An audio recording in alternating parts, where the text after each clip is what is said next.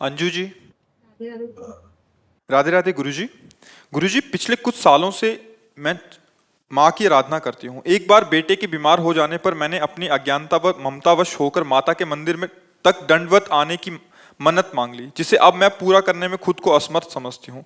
संकल्प पूरा न कर पाने की वजह से हर समय खुद को माता रानी का अपराधी मानती हूँ। मैं पिछले 2-3 सालों से इसी अपराध से जल रही हूँ। गुरुजी, वैसे सिद्धांत में तो जो प्रण करे प्राणपन से उसका निर्वाह करना चाहिए, पर देखो वो माँ है, वो करुणामयी है। कुपुत्रो जायते क्वचिदपि कुमाता न भवति। पुत्र तो धोखा कर सकता है लेकिन माँ नहीं, वो रिश्त नहीं करती। आप उनसे अपनी परिस्थिति सामने रखकर क्षमा मांगिए कि माँ मेरे से या तो मेरे में उत्साह और बल दीजिए, अन्यथा मुझे क्षमा कर दीजिए। तो माँ है, वो जगत माता है, जगदम्बा कहा जाता है ना। जगत, हम सब उनके बच्चे हैं। हमारे प्रण क्या, बच्चों के खिलवाड़ हैं। हम कोई भीष्म थोड़ी है कि प्रतिज्ञा कर ली तो फिर आजीवन, ये तो बहुत बड़े उपासक का प्रण होता है। आप लोग गृहस्थ में वैसे ऐसे प्रण ना करे, अगर करे तो फिर तत्काल उसकी पूर्णता में लग जाए। 3 वर्ष हो गए, ये ठीक नहीं था। आपने जब प्रण किया और यदि आपकी कामना पूर्ण हुई है तो आपको फिर तत्काल उस क्रिया में उस लग जाना चाहिए। पर अगर नहीं हो पाया, अब आप कहते हैं असमर्थ हैं, तो आप फिर क्षमा मांग लीजिए। पक्का माँ है, जगदम्बा है, वो कृपालु हैं, वो कृपा करके क्षमा कर देंगी। अगर क्षमा याचना नहीं करेंगे तो ये ऋण है। जैसे हम आपको भोग लगा देंगे, हम ऐसा कर देंगे, हम ऐसा नहीं बोलना चाहिए। ये कोई हंसी मजाक नहीं प्रभु के सामने। और जो बोलो तो फिर उसको कर दो, अगर नहीं करते तो अपराध तो है ही। तो इसलिए हमें लगता है कि आप क्षमा मांग लीजिए। वो प्रेममयी हैं, जगदम्बा हैं, वो कृपा कर देंगी। प्रणादि नहीं करना चाहिए, ऐसा ऐसा भाव से व्यक्त करना चाहिए कि आपकी कृपा रही, शरीर में दम रहा तो हम दंडवती करते हुए आ जाएंगे। अगर आपने बल देंगी तो फिर, अब आपने अपने ममतावश तो कह लिया कि अगर पुत्र ठीक हो जाता है तो मैं दंडवती लगाऊं। अब अगर नहीं लगाती तो अपराध तो है ही ना। अब आप क्षमा मांग लीजिए, आपका शरीर कार्य नहीं करता तो क्षमा मांग लीजिए। वैसे ऐसे नहीं करने चाहिए, ऐसे प्रण नहीं करने चाहिए। जो बनेगा सो हो, उन्हीं की सेवा में है, माँ है, उन्हीं का तो सब वैभव है। जितना बने बन जाए, प्रण आदि नहीं करना चाहिए। इसीलिए कहते कामना करना हम लोगों का स्वभाव बन गया है, तो हम करेंगे किससे? प्रभु से ही करेंगे। पर छूट थोड़ी दे दे। अगर माँ को माँ मानती तो कहने की जरूरत नहीं थी। लड़ा जाता है, नहीं लड़ा जाता कि मम्मी मुझे ये चाहिए, उसके लिए थोड़ी है कि हम आपकी परिक्रमा कर लेंगे 4, हम आपके चरण छू लेंगे, हम आपका धन, थैंक यू माँ। कभी आज तक वो कोई बोला हो तो बोलना। माँ से कोई, माँ ने दूध पिलाया, आप बोले थैंक यू माँ, ऐसे ये दूसरों से बोला है। अगर पूछे कि आपने थैंक यू क्यों नहीं बोला, तो बोले मेरी माँ है यार, थैंक यू क्या बोलना है। तो अगर माँ मानती हो तो फिर हम, हमारी माँ है, उनसे हम लड़ेंगे नहीं, उनसे मांगेंगे नहीं तो किस। आपने माँ को माँ जैसा नहीं माना, आपने उसमें शर्त रख दी कि अगर आप ऐसा कर देती हैं तो मैं ऐसा करूंगी। तो यहां माँ का प्यार जो था वो बट गया। माँ जैसा कोई कृपालु नहीं। हम तो लड़ेंगे ना, अरे अम्बा हो, जगदम्बा हो, मेरी माँ हो, और तो ऐसे ही जगदम्बा है, पिताजी है महादेव, भैया लक्ष्मी जी अम्बा है, और भगवान श्री हरि पिता है।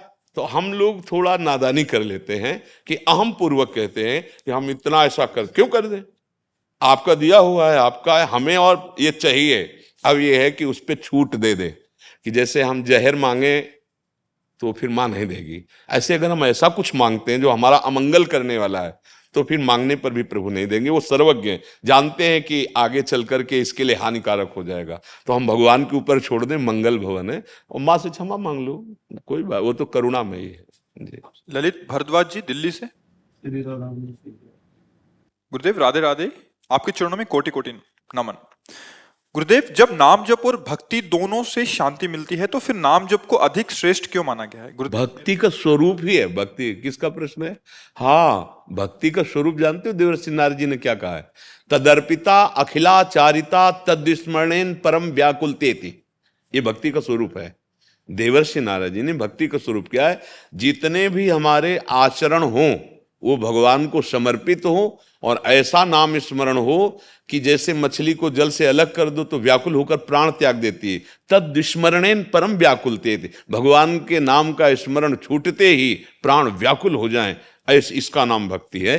आपने भक्ति को क्या समझा है?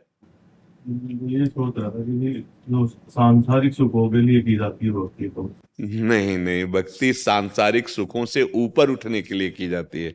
सांसारिक सुखों में कौन सा लाभ है?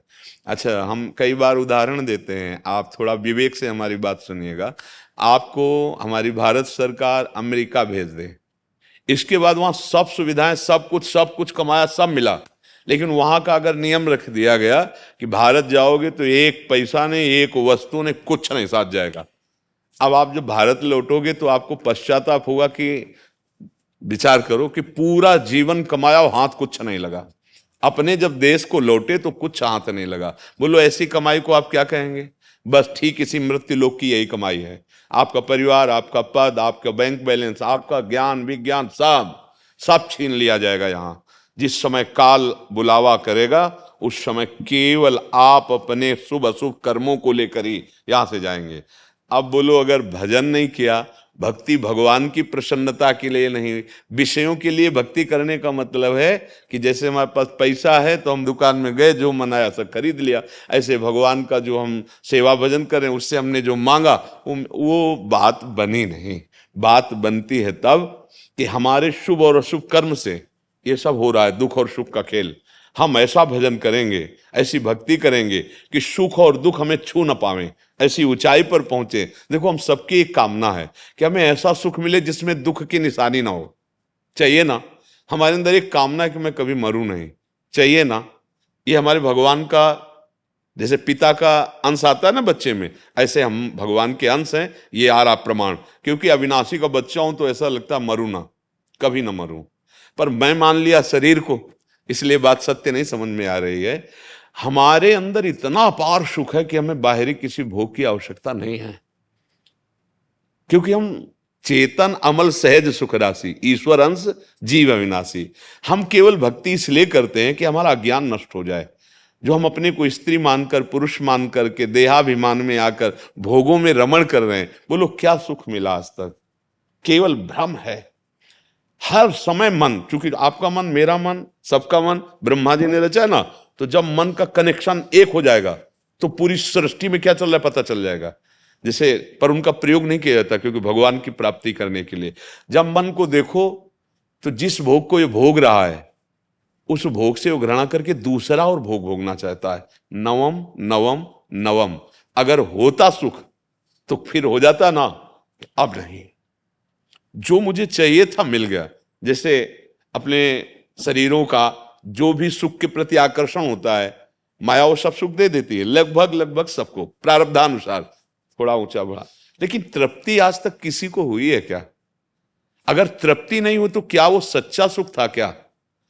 हम भोजन पाए तृप्ति ना हो, लेकिन आज तक नहीं हुई।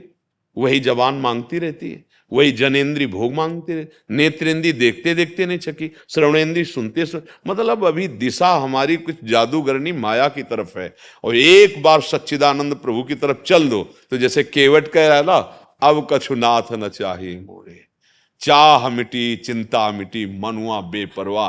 कोई और आनंद नहीं, आप आनंद समुद्र में हैं, आपका स्वरूप है आनंद स्वरूप। लेकिन देखो, चाहे जितना हम बुद्धिमान बने, लेकिन आज तक अपने को नहीं जान पाए।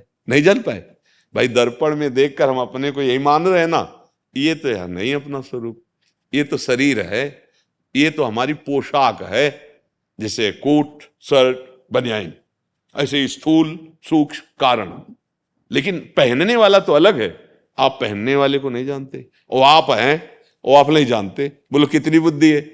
जैसे नहीं कहा जाता कि हम बुद्धिमान, तो आप अपने को नहीं जान पाए। बहुत बड़े मकान में नहीं, 3.5 हाथ में, पर 1 मिनट भी कभी हम अंदर नहीं गए, घर के बाहर ही भटकते रहे, और बाहर सुख आए नहीं। पूरा जीवन इसी से पापाचरण होता है।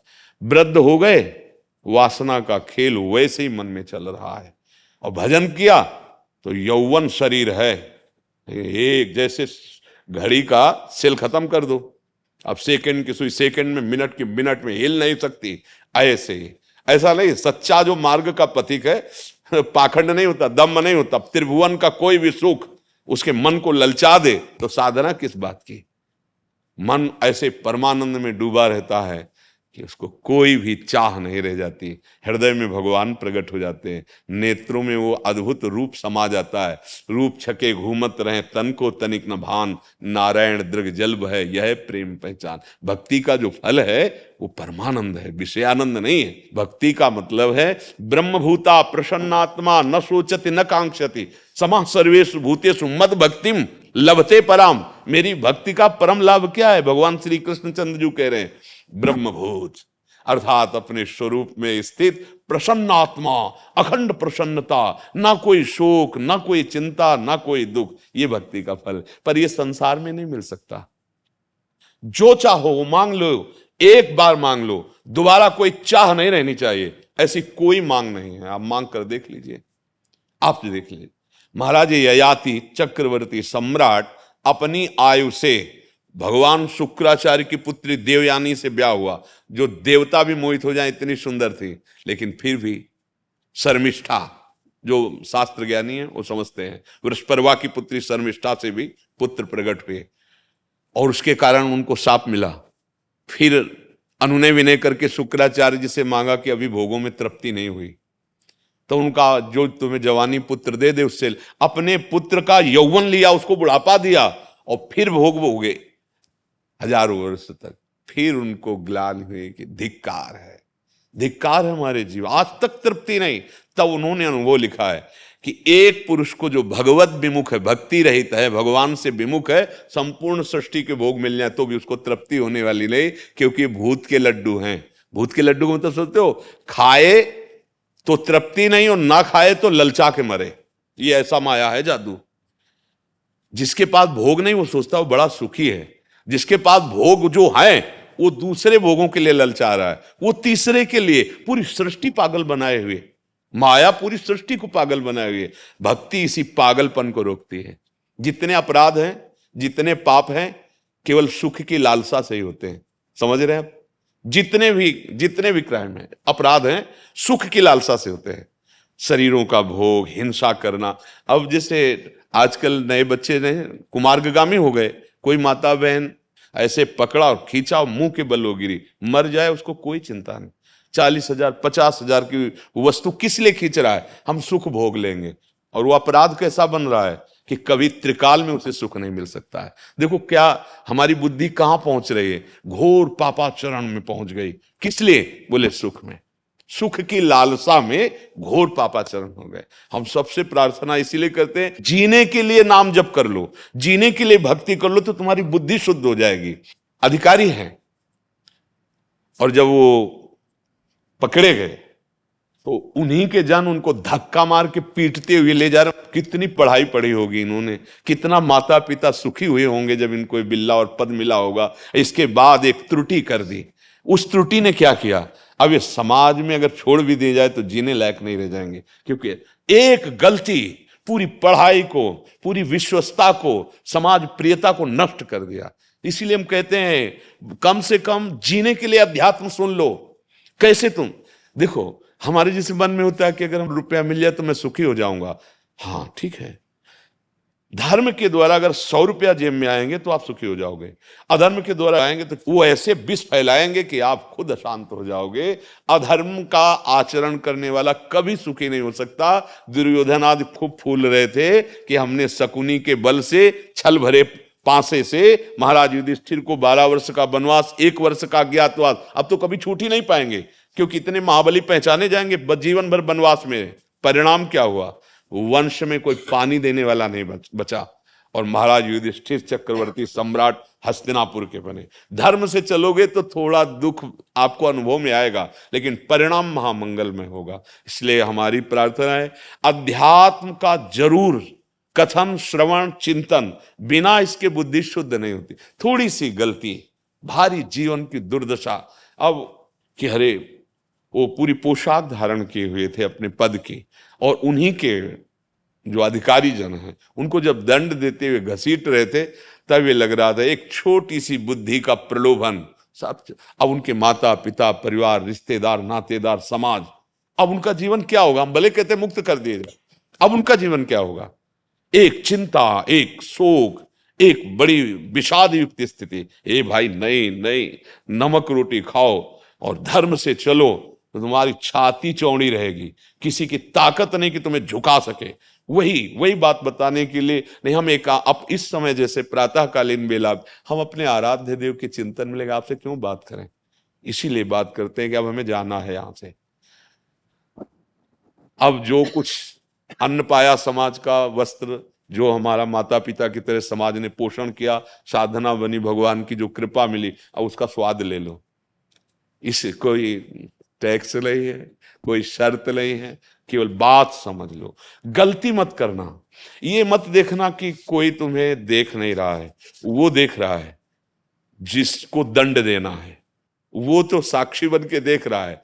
एक बार बच गए, 2 बार बच गए, 100 बार बच गए, लेकिन अधर्म जब अपना रंग दिखाने आएगा तो आप बिल्कुल फंस जाएंगे और आपको बड़ा दंड मिलेगा। क्रोध पूर्ण, ऐसा कर्म प्रबल आता है क्रोध पूर्ण, बच ही नहीं पाता, सब जीवन बर्बाद हो गया। जीवन का सब यश मिट्टी में मिल गया, धर्म, श्रद्धा, विश्वास, सब ये जो हमारे अंदर गलतियों का पिटारा है, इसको नष्ट करना पड़ेगा। सच्चाई से नष्ट होता है। जैसे आप नाम जप करोगे, भगवान की भक्ति करोगे, तो आपके अंदर बुद्धि जो निर्णय करेगी बहुत सुंदर करेगी।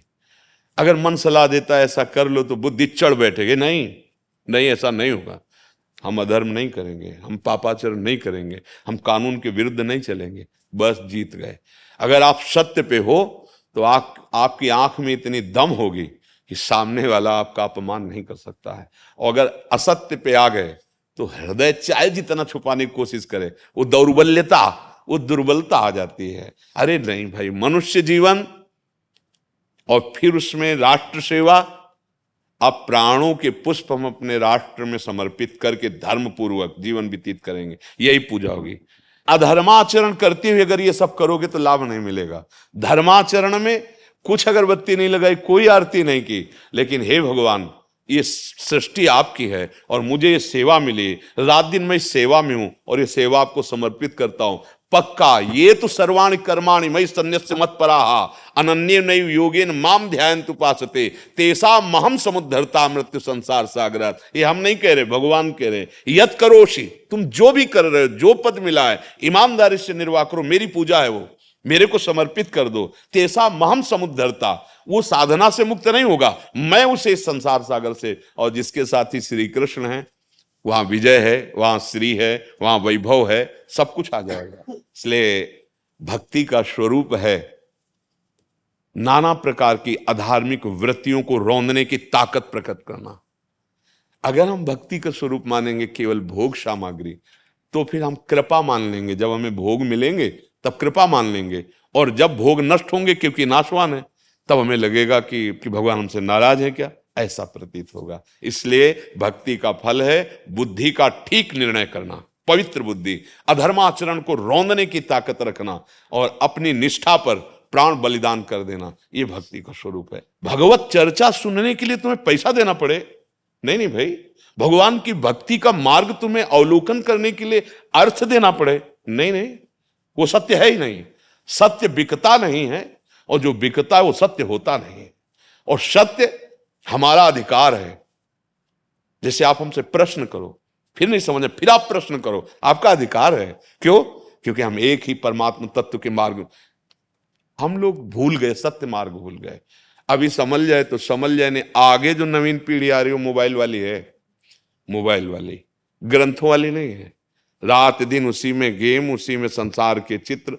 तो चित्त को रोककर परमात्मा में जो एकाग्र करके लगाना था वो बड़ा दुर्लभ। तो फिर होगा क्या? पाखंड, और उसे कहते दंभ। हाँ, गृहस्थ में है, आवश्यकता है तो मांगेगा किससे? जब प्रभु को अपना माना तो उन्हीं से मांगेगा, उन्हीं से मांगेगा। उसे अर्थार्थी भक्त कहते हैं। अपने कष्ट की निवृत्ति के लिए भगवान से प्रार्थना करना आर्त भक्त कहते हैं। लेकिन वो भक्त उस तत्व को जानने के लिए जब तक व्याकुल नहीं होगा तब तक वो भक्ति का रास नहीं जान पाएगा। काम बन गया जय भगवान की, फिर उसके हृदय में व्याकुलता नहीं होगी। लेकिन मरोगे तब तो तुम्हारे जीवन की मेहनत का फल क्या हुआ? जाओगे तब तो उस दिन की याद रखे, जब यहां से हमें जाना, वो काम में क्या आएगा? वो भगवान का प्रेम, भगवान का नाम। इसलिए भक्ति का सीधा फल है विकारों को त्यागने की सामर्थ्य आना और समाज सेवा भगवत भाव से करते हुए जीवन मुक्त हो जाना। ऐसे गृहस्थ हुए, ऐसे पदाधिकारी हुए हैं जो, अरे कितने, अब क्या हो रहा है कि हमारी बुद्धि बदलती चली जा रही, लेकिन ये केवल 4 दिन की चांदनी है। अंधेरी रात आने वाली, प्रकाश की व्यवस्था नहीं की तो घबरा जाओगे। आएगी अंधेरी रात, काल रात्रि सबके ऊपर आती है, कब किस मिनट में कोई पता नहीं। फांसी देने वाले को तो फाइनल पता हो जाता है कि आपको 5 दिन में 12 बजे अमुक समय आपको फांसी दी जाए, लेकिन अपने को वो भी पता नहीं ये श्वास अगली होगी कि नहीं होगी। तो अब हम धोखे में न रहें, हर श्वास को प्रभु के चरणों में अर्पित करें और नाम जप करें। जो नाम प्रिय, हम तो वृंदावनवासी राधा उपासी, हम तो राधा राधा राधा राधा राधा। अगर भगवान के अनंत नाम है, राम कृष्ण हरि, जो नाम प्रिय लगे, भगवान शिव, जो नाम प्रिय लगे, नाम जपता रहे, अपने आचरणों को सुधारता रहे, कर्मों को भगवान को समर्पित कर दे, ये निश्चित भगवत प्राप्ति करा देगी। ये दुखों को सहने की सामर्थ्य देगी, दुख मिटा देगी। मुझे अदम तिनके को आप गुरु रूपी हवा का धोखा मिल गया, एक दिन में पार अपने आप। हम तो आपके मित्र हैं, हित मित्र। हित मित्र का मतलब कुपथ निवार सुपंथ चला। हाँ, गुरु तो भगवान है, हम जैसे दास हैं वैसे ही आप सब लाइन में खड़े। इतना मान लो, एक पोस्टमैन, आपकी बात वहां, उनकी बात आप तक, पोस्टमैन का बस काम कर रहे हैं, प्रभु की बात आपको बता देते हैं, आपकी प्रार्थना प्रभु तक। अर्चना जी दिल्ली से। श्री हरिवंश। श्री हरिवंश महाराज जी, आपके चरणों में कोटि कोटि प्रणाम। महाराज जी, मुझ जैसे अधम को श्री जी कैसे मिलेंगे, जबकि हमने तो असल नाम जब श्री जी की सेवा ही 40 साल में शुरू की है। 40 साल तो बिना श्री जी के ही बीत गया, जबकि आप जैसे ऋषि ने तो अपना पूरा जीवन कठिन तपस्या में बिताया, फिर हम अधर्मी। हम तुम्हें बिल्कुल सीधे साधे शब्दों में बताते हैं। जैसे मुगल सराय से ट्रेन चली और मथुरा स्टेशन आई, तो आपको मथुरा में बैठना पड़ेगा या मुगल सराय जाना पड़ेगा? आप बोलो। अगर जहां इस ट्रेन मिली ना, वहीं बैठ गए ना, तो आप हमारी ट्रेन को क्यों देखते हो, कहां से बनी और कहां से चली? अब आपको वृंदावन में मिल गई ना, यहीं से बैठ जाओ, निकल चलो, यहीं से बैठ जाओ। अब तुम उसको पीछे क्यों सोचो? अब जहां बैठे हो यहीं से बैठ जाओ, यहीं से बैठ जाओ। अर्थात हमारी बात मान लो। तात स्वर्ग अपवर्ग सुख धरी तुला एक अंग, तूल न ताहि सकल मिल जो सुख लव सत्संग। क्यों कहा गया ये? कि लव मात्र के सत्संग से बात बन जाएगी। जो स्वर्ग में सुख नहीं है, जो मोक्ष में सुख नहीं है, जो लौकिक मृत्यु लोक में सुख नहीं, वो संत संग में सुख है। क्या? वो एक क्षण में वो आपको वस्तु दे देंगे जो जीवन भर कमाया है। आप संतों के हृदय को नहीं जानते, उसका महत्व नहीं जानते। एक क्षण में वो दे देंगे जिसका अनुभव करने के लिए उन्होंने बहुत ताप सहे हैं, बहुत कष्ट सहा है। अब उसे आप स्वीकार कर लो। पर हम लोग ऐसे आते हैं संतों के पास, ऐसे का मतलब अहंकार युक्त, ऐसे नहीं आते। ऐसे अगर आए तो पेट भर जाए, अर्थात विश्राम मिल जाए। ओहो, आज संत समागम मिला, आज तो मैं निहाल हो गया, आज तो जो वचन मिले उनसे निहाल हो गया। तो ये बात नहीं सोचनी है। आज से अगर हम श्री जी की शरण में हैं और हमने राधा राधा राधा और मर गए, इतने में प्राण निकल गए, तो इतने में श्री जी मिल जाएंगे। इस बात को समझो। पुत्र के बहाने से नारायण पुकारा तो भगवान मिल गए ना अंतिम समय में। अच्छा, हमें पता नहीं कि अंतिम कब हो जाएगा, तो हमें हर श्वास में नाम जप करना है। अगर नाम में हम हैं तो हमको ये डर नहीं है कि हमारे 40 साल व्यतीत हो गए। कम से कम भगवान की कृपा कि 40 साल में आप जाग गई, नहीं तो पूरे के पूरे जीवन निकल जाते हैं और जग नहीं पाता जीव।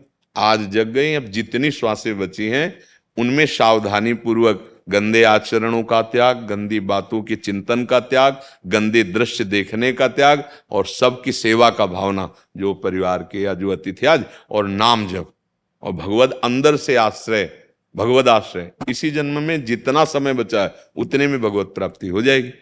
पक्का समझो, बात पर विश्वास कर लो। आखिरी श्वास जो होती फाइनल उसी का हो जाता है। जैसे हमें फोटो खिंचवा लें और ऐसे किया तो ऐसे आ जाएगी ना। तो आखिरी श्वास में अगर हम संसार का चिंतन कर रहे हैं, जैसे आखिरी श्वास में घर परिवार सब कुछ छोड़कर भजन के लिए आए थे भरत जी महाराज, और हिरण के बच्चे में प्यार हो गया, आखिरी श्वास में हिरण के बच्चे का ध्यान किया, तो अगला जन्म हिरण में बन, भागवत में पढ़ के देख लो, हिरण बन गए ना। बस उस आखिरी श्वास का हमें पता नहीं, इसीलिए हम चिल्लाते रहते हैं जहां तक हो सके हर श्वास में राधा राधा राधा। तो जो आखिरी श्वास होगी वो आपको श्री जी तक पहुंचा देगी। हमें क्या डरना, आज हम जग गए हैं, बस आज से हम सही चलें तो हमारे जो 5 मिनट हैं, 10 मिनट हैं, 10 वर्ष हैं, इतने में काम बन जाएगा। जैसा कहें वैसे चलो। भगवान की प्राप्ति के लिए कोई कठोर तप करने की आवश्यकता नहीं है। भगवद आश्रय, नाम जप, और जहां हो वहीं उनकी सेवा मान लो। सास हैं, ससुर हैं, पति हैं, पुत्र हैं, परिवार के जन, ये सब भगवान की सेवा है। अगर इन्हीं को प्रताड़ित करने लगो तो फिर वो सेवा नहीं हो, फिर अधर्म बन जाएगा। आजकल वयोवृद्ध, बीमार, बूढ़ी सास आदि पड़ी है ना, तो बहुएं उनकी सेवा का ध्यान ना करके उनको कष्ट देते हैं ऐसे। जैसे या नवीन बहू आई, सास बहुत तगड़ी, वो उसको कर, ये सब अधर्माचरण है। इनसे ना घर में शांति मिलेगी, ना इस घर में, हृदय में भी शांति नहीं मिलेगी। अगर आप जो आचरण कर रहे हो उसी को भगवान की पूजा मान लो और सामने वाले में भगवान का भाव कर लो और नाम जप करो, तो जो एक महात्मा की गति होगी वही आपकी गति होगी। विश्वास कर लो। ये तो अनुभव की बात कह रहा हूं, शास्त्र की बात कह रहा हूं, संतों की बात कह रहा हूं कि भगवान की प्राप्ति के लिए कहीं भागने की जरूरत नहीं है, कुछ बदलने की जरूरत नहीं है, अंदर से बदलने की जरूरत है। बाहर सब बदल दिया, अंदर वही कूड़ा करकट है, तो आप देख लो नौटंकी नाटक शुरू है, दंभ पाखंड शुरू है। और भैया पैंट शर्ट में हो और अंदर से ईमानदारी से जीना सीख गए हो, सच्चाई से, और रामकृष्ण हरि जो बने नाम जप कर लो और परिवार के सदस्यों को भगवान का स्वरूप समझो। ये हम सच्ची बात करें, तुम भगवान के स्वरूप की ही पूजा करते हो, जानते नहीं हो। जैसे मान लो बहुत प्यारा बच्चा है, बहुत प्यारी पत्नी है, बहुत प्यारा पति है, ठीक है, हम तो देख रहे हैं सामने शरीर ना, तो हमें लगा कि हम इससे प्यार करते हैं, लेकिन जो अंदर था वो निकल गया। आप शरीर को तुम रख के दिखा दो हमें, तो मतलब शरीर से प्यार नहीं करते, पक्की बात है ना। अच्छा, जो अंदर था उससे तुम्हारा परिचय नहीं, तो प्यार किससे करते थे? झूठा हो गया ना। तो वो है भगवान। अभी से मानने लगो, पति में भगवान, पत्नी में भगवान, पुत्र में भगवान, समाज, अभी काम बन जाए। पक्की बात वही है, बिजली वही है, सब में बिजली वही, यंत्र अलग अलग है, उनका प्रभाव अलग अलग है, नहीं, बिजली एक है। अगर मान लो, लोग इस बात को मान नहीं पा रहे, वो राक्षस है भगवान कैसे हो सकता है? भैया गड़ासे में भी बिजली होती है, वो चाहे चारा आवे, चाहे किसी का हाथ आवे, चाहे किसी गर्दन आवे, उसका काम काटना, बिजली गड़ासे में है ना। तो जीवन नष्ट भी बिजली कर रही है और जीवन का पोषण भी बिजली कर रही है। जीवन नहीं, अगर बिजली ना हो तो पानी नहीं पीने को मिलेगा, प्रकाश नहीं, मतलब कितने सब कार्य, बहुत से कार्य। हमें लगता है अपने लोगों के जीवन के ज्यादातर आधार बिजली है, प्रगट में जाने आधार है। अब बिजली का एक ही स्वरूप है क्या? देखो, प्रकाश भी दे रही, ठंडा भी कर रही, हीटर में गर्म कर, कितने यंत्रों का प्रभाव। तो ये खोपड़ियों में गुणों का प्रभाव, सतोगुण, रजोगुण, तमोगुण, वो राक्षस दिखाई देगा, वो देवता दिखाई देगा, वो रजोगुणी दिखाई देगा, राजसी, लेकिन उनमें पावर एक ही है, परमात्मा सबके हृदय में। और ज्ञानी वही है जो उसको देखता है, पावर को। अज्ञानी वही है जो चमड़े को और क्रियाओं को देखता है। बस बात इतनी समझ ली है। और अगर ये बात आप समझ गए तो पैंट शर्ट में महात्मा हो।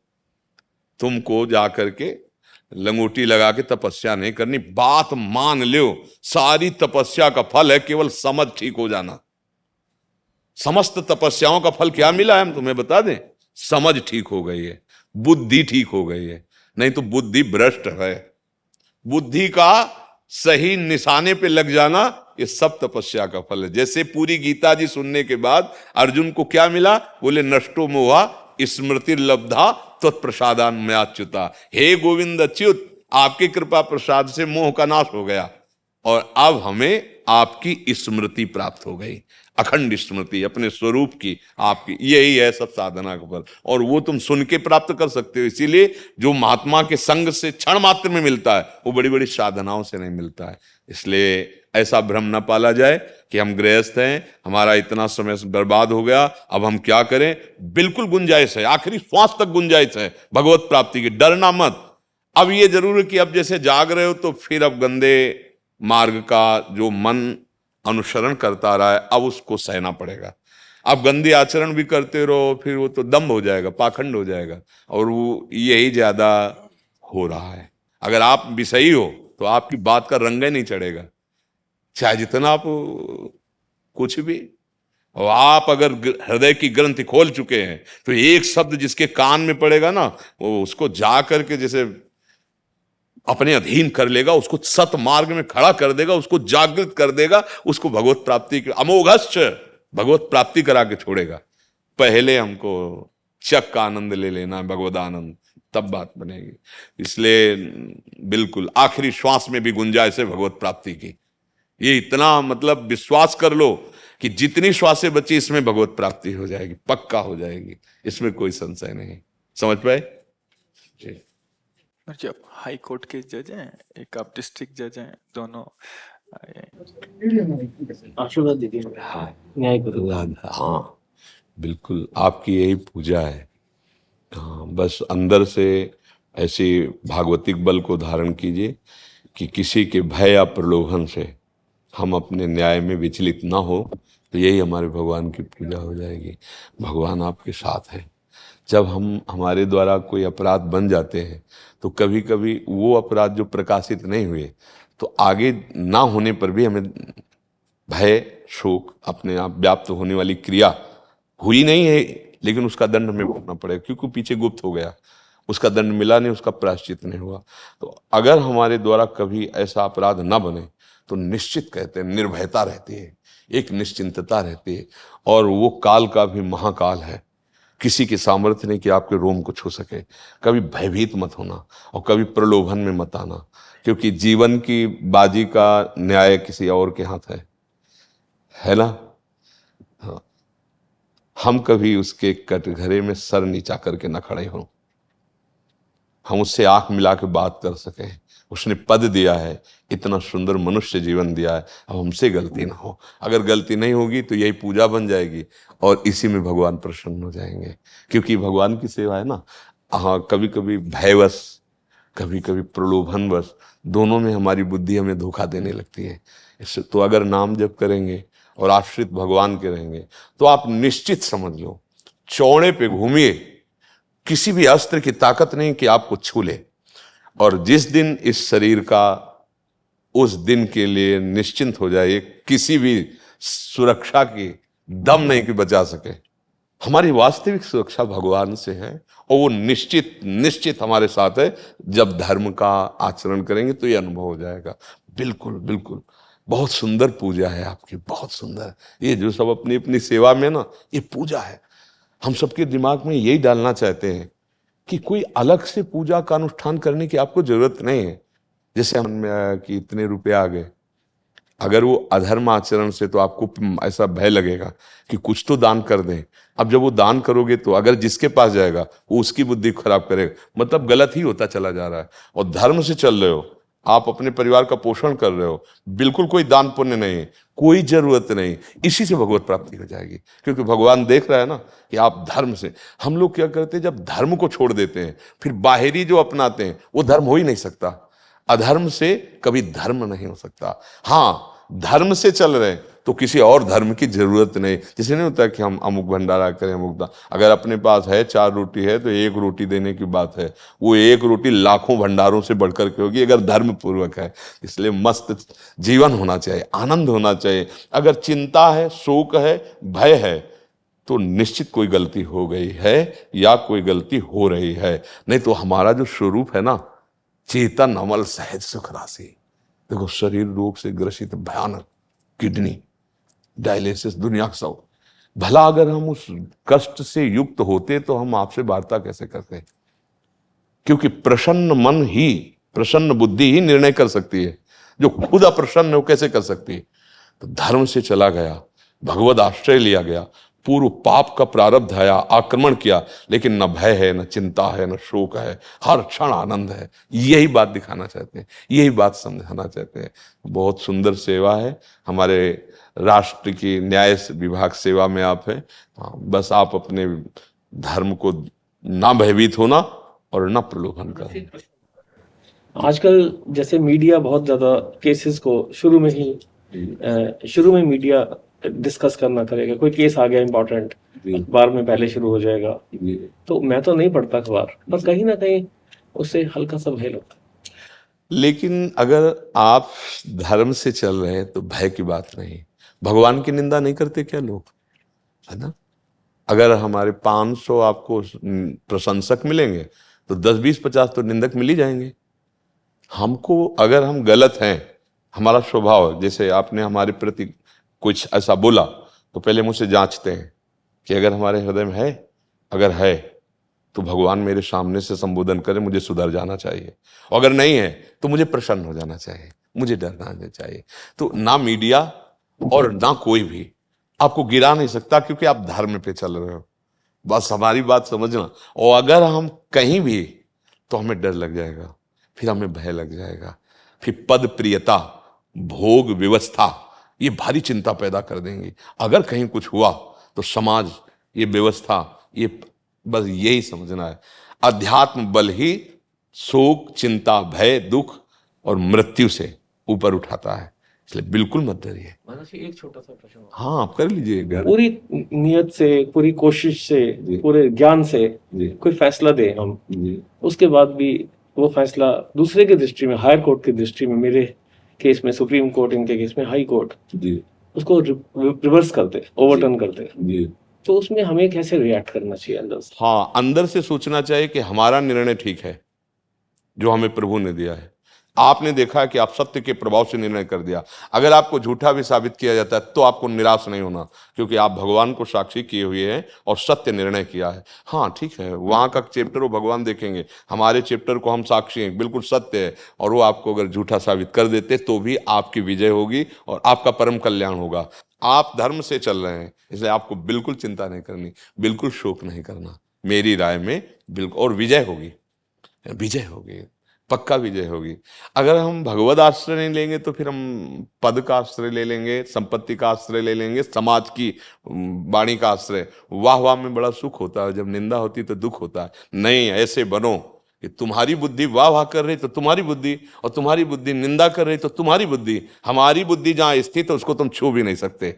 हाँ, बहुत बहुत सुंदर। अध्यात्म के बिना भय मुक्त नहीं हो सकते, क्योंकि कहीं ना कहीं हमारा मन जो है इस बात में राजी हो गया, इस पद की सुख सुविधा में। ये हमारी कमजोरी है, इसी कमजोरी को मिटाने के लिए ये सत्संग होता है। सुख दुखे समय कृत्वा लाभा लाभो जया अजयो। आपकी बात का सपोर्ट हो गया, ठीक है, क्योंकि मैं धर्म से चल रहा था। आपकी बात का अजय पराजय हुआ, नहीं सपोर्ट हुआ, तो भी ठीक है। मैं धर्म से चल रहा हूं, उनका भगवान जाने, जो निर्णय करेंगे। अंदर से हम मजबूत हैं, फिर हमें सुख दुख और लाभ हानि और जय पराजय, इनमें समानता प्राप्त हो जाएगी। बस यही स्थिति है अध्यात्म की। ये समान हो गया कि आपके आनंद का कभी नाश नहीं होगा। ब्रह्मभूता प्रसन्नात्मा, आप प्रसन्न रहेंगे। प्रसन्नता धन अध्यात्म से मिलता है। ये प्रसन्नता रूपी वैभव अध्यात्म से मिलता है, धन से नहीं मिलता, लोक से नहीं मिलता। इसलिए आप अध्यात्मवान बनते हुए किसी के भी आश्रित मत रहिए। आपका निर्णय, आपका विचार, उसे केवल भगवान को साक्षी करते रहिए। बस चाहे जितना दबाव, चाहे जितना प्रलोभन, चाहे जितने निंदा, नहीं, यही है मेरा निर्णय। आप हमसे बड़े हैं, आप अपना निर्णय कीजिए, मेरा निर्णय यही है। तो वो देख रहा है, वो आपको जो आंतरिक उन्नति देगा, वो चाहे कितने भी बड़े पद में बैठा हो, अंदर से जलन नहीं रोका जा सकता, अंदर से शोक नहीं रोका जा सकता। वो आप आनंदित रहेंगे और इसका परिणाम होगा कि मानव जीवन का जो लाभ है, भगवान की प्रसन्नता हो जाएगी। ये शरीर छूटे तो अब इससे तो नीचे जाना नहीं चाहिए। जिस व्यवस्था में आप है, मानव देह ऐसा, अगर आप नीचे गए तो आप नहीं रह पाएंगे, क्योंकि मन का स्वभाव बन गया है। तो ऐसा करें कि अब इससे ऊपर ही हो, नीचे रहे, समझ रहे, वो केवल भगवान के हाथ में। अध्यात्म कैसे करें, समय नहीं है, इतना काम है। हाँ मानते हैं, पर उस काम को भगवान को समर्पित कर दीजिए और बीच बीच में नाम ले लीजिए, इतना तो हो सकता है ना। मान लो आपको जो नाम प्रिय हो, राम कृष्ण हरि शिव राधा, हाँ हमारा तो प्राण राधा ही राधा है, तो बीच में मान लो हम न्याय के लिए बैठे हैं, तो 1 सेकंड के लिए अंदर से प्रभु ये आपकी सेवा कार्य में है, आप वही करवाना जिससे सबका मंगल हो और सत्य हो, आपकी प्रसन्नता हो। ठीक, कुर्सी से उठे, प्रभु जो भी कार्य हुआ वो आपके चरणों में समर्पित है, इसमें जो दोष हुआ हो, इसमें जो अपराध होना हो वो आप देख लीजिए। हम आपसे पहले प्रार्थना की थी कि हमको वही प्रेरणा करना जो सत्य हो, बिल्कुल साफ बच गए और वो कर्म भगवान को समर्पित कर दिया। अच्छा, बीच बीच में हमें बोलने का अवसर नहीं होता, उस समय जब हम मौन हैं और हम सुन रहे हैं तो बीच बीच में हम नाम स्मरण कर सकते हैं, बहुत बढ़िया। एक जो सन्यासी की गति होती है वही गति होगी, बीच बीच में राधा राधा। और ये नियम ले लीजिए, जो ही कदम निकालो घर से अपने सेवा कार्य के लिए, तो पहले हाजिरी उनके 1 सेकंड के लिए रुकिए, प्रभु जा रहा हूँ, प्रभु अब न्याय के पद पर बैठा हूँ, अब आप प्रेरणा कीजिए। बाद में उठे, आप जैसी प्रेरणा की वैसे ही निर्णय हुआ, उसके जिम्मेवार आप हैं। भगवान का आदेश है यत करोश, मैं वो सब आपको समर्पित करता हूँ, बड़ा मंगलमय हो जाएगा। बिल्कुल आपको अलग से कोई कि हम अनुष्ठान अलग से जरूरत नहीं, इसी में हो जाएगा। ठीक है, हाँ। धन्यवाद, धन्यवाद, शब्द ही खत्म हो जाते हैं। धन्यवाद, धन्यवाद, धन्यवाद। जय श्री राधा राधा राधा राधा राधा राधा राधा